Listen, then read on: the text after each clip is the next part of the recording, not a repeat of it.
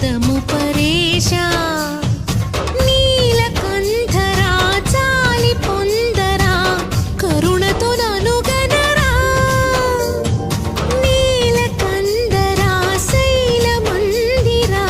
మొరవిని బదులిడరా నగజా మనోజ జగదీశ్వరా బాలేందు శేఖరా శంకరా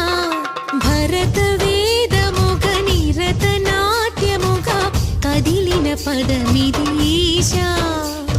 శివని వేదనగా వని వేదనగా పలికెను పదము పరేశ